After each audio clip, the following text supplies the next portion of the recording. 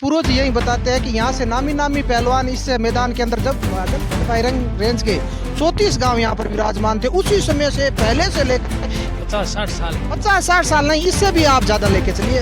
हमारे पूर्वज बता रहे हैं, जो पूर्वजों से हमने बात सीखी है उससे लेकर के जहाँ से ये मिंद्र की स्थापना हुई है, तो इस मेले की पहली विशेषता यही थी कि यहाँ दूसरे दिन कुश्ती दंगल होगा और पीटी और कमेटी के अलावा यहाँ पे कोई नियम कानून नहीं चलेगा, चाहे पहलवान का हो या बाहर कोई दर्शक हो। अरे पंजाब, हरियाणा, राजस्थान, गुजरात, यूपी, बहुत सारे पहलवान आएंगे, बहुत सारे पहलवानों को फ़ोन भी आ चुके हैं हमारे पास, लेकिन उनको उत्साह है कि इतना बड़ा प्राइज है यहाँ बीकानेर जिले में हमने बाबा रामदेव मेला में रख रहे हैं। लास्ट सवाल आपसे पूछना चाहूँगा, मुकेश पहलवान है अर्जुन सर गांव से, उसने अपनी की है कि मैं खेरा मैदान में इस वक्त इस साल क्या कहोगे आप? हाँ, उनके लिए हम यही कहना चाहते हैं क्योंकि उनकी वजह से पिछली बार है हमारा जो घेरा बनाया हुआ था तो उन्होंने लोगों को भड़का के हमारा घेरा तोड़वाया था।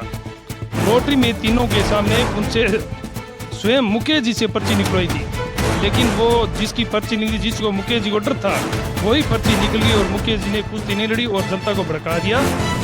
ये सार्वजनिक मंच है, एक है यहाँ पे खुला मंच है, कोई भी आए कुश्ती लड़े, यहाँ पे किसी को इन्वाइट नहीं किया जाता है, खुला मंच है, आओ, कोई दिक्कत नहीं है। मुकेश जी को बैन किया था क्योंकि उनकी वजह से हमारी व्यवस्था खराब हुई थी, जहाँ लाखों रुपए खर्च करके हम व्यवस्था करते हैं और चंद ऐसे लोगों के कारण हमारी व्यवस्था खराब हो जाती है, इसलिए मुकेश जी को पिछले महीने में बैन किया था कमेटी की तरफ से। ये दोस्तों नमस्कार, आप सभी का आपके अपने प्लेटफॉर्म बीकानेर तक पर एक बार फिर से स्वागत है। मैं हूँ रामनिवास बिश्नोई। साथियों, इस वक्त मैं खियरा के कुश्ती के मैदान से आपके बीच ये वीडियो लेकर हाजिर हुआ हूँ। यहाँ खियरा का मैदान जहाँ हर वर्ष कुश्ती होती है, बाबा रामदेव जी का 2 दिवसीय मेला होता है। पहले दिन मेले का आयोजन होता है, दूसरे दिन यहाँ कुश्ती होती है। यहाँ पहलवानों की बात करें तो पूरे भारतवर्ष से यहाँ पहलवान आते हैं और अपने आप में एक बहुत अच्छा आयोजन भी आप कह सकते हैं। और कुश्ती तो आप हर वर्ष यहाँ पे देखते ही होंगे, बहुत ज़बरदस्त कुश्तियाँ का जो मुकाबला होता है। और आप मेरे पीछे देख सकते हैं जो युवा टीम है, ये खियरा के कुश्ती के मैदान में व्यवस्थापक है, कमेटी है, ये कमेटी के पूर्ण मेंबर है जो आपको पीछे दिखाई दे रहे हैं।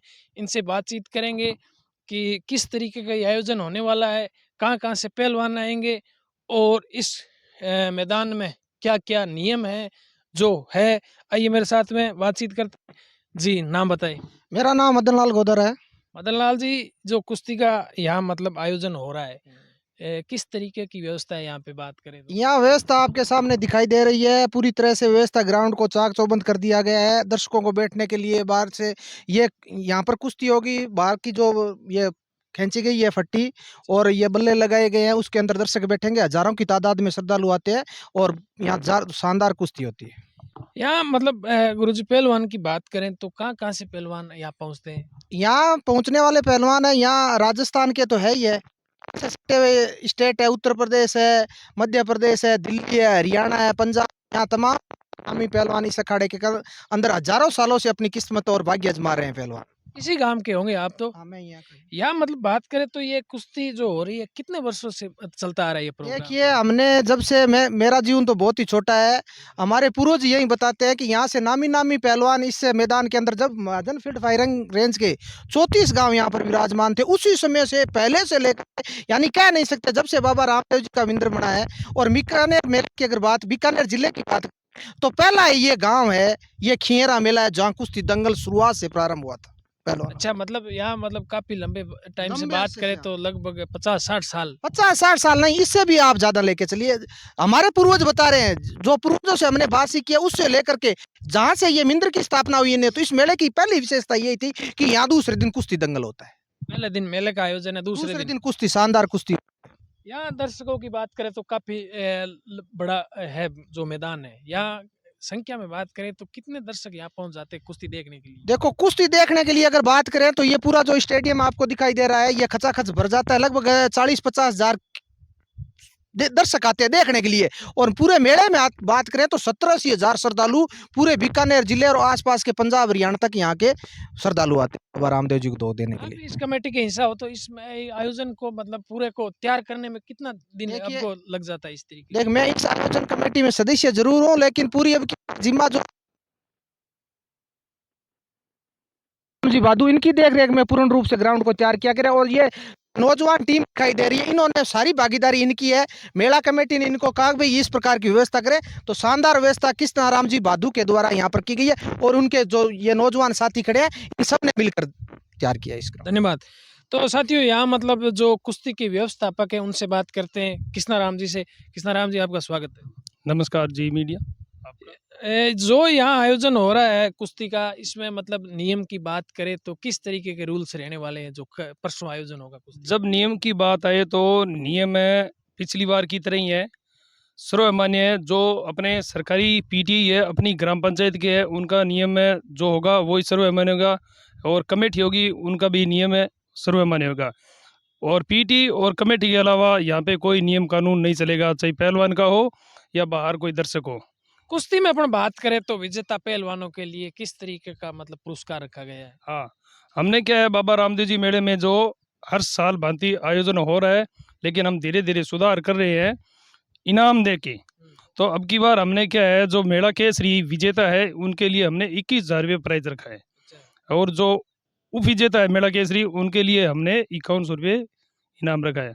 और जो युवा केसरी है उनके लिए हमने 11,000 रुपये इनाम रखा है। और युवा केसरी उप विजेता है उनके लिए हमने 41 रुपये इनाम रखा है।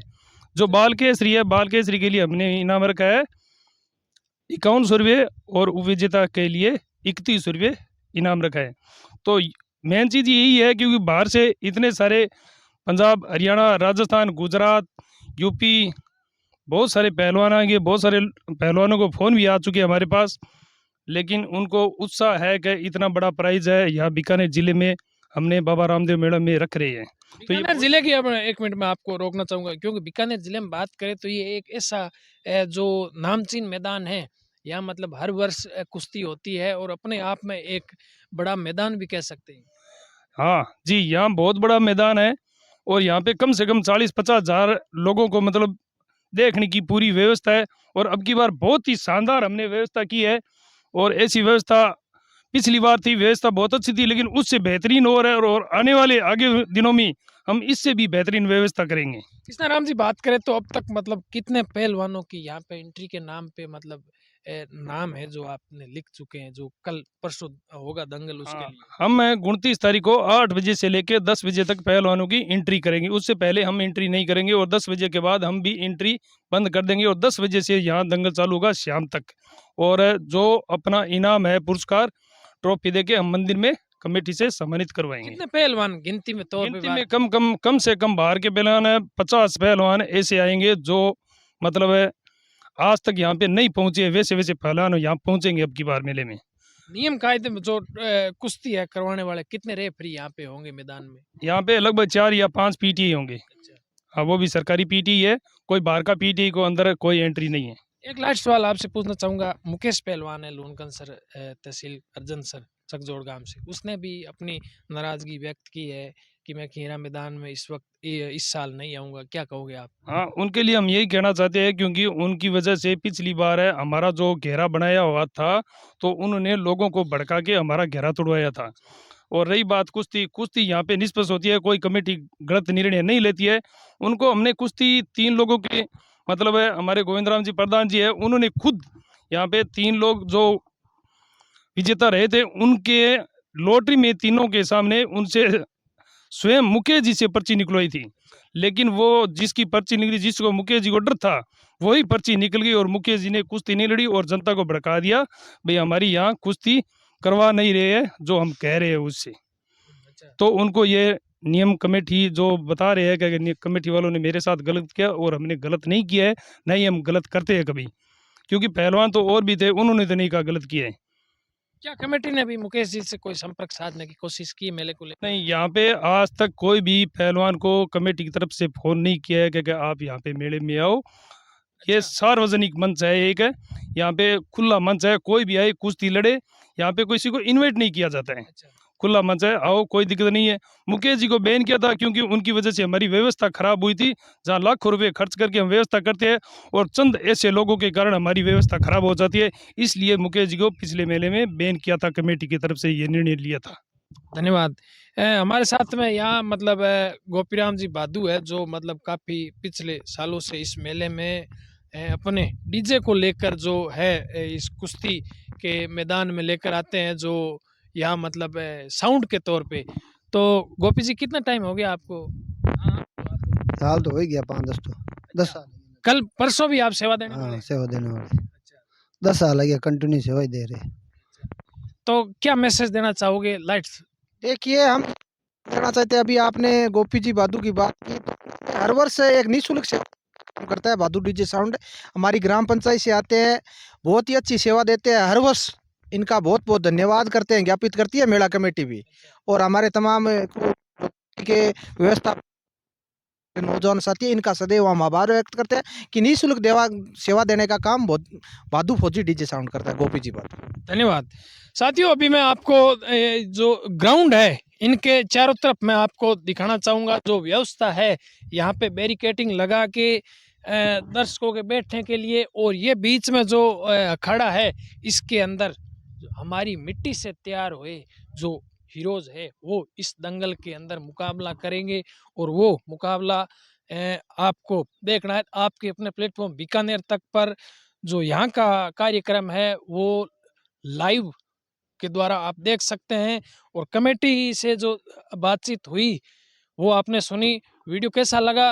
वीडियो को लाइक करें, शेयर करें। मैं मिलता हूँ किसी नेक्स्ट वीडियो में, तब तक के लिए धन्यवाद।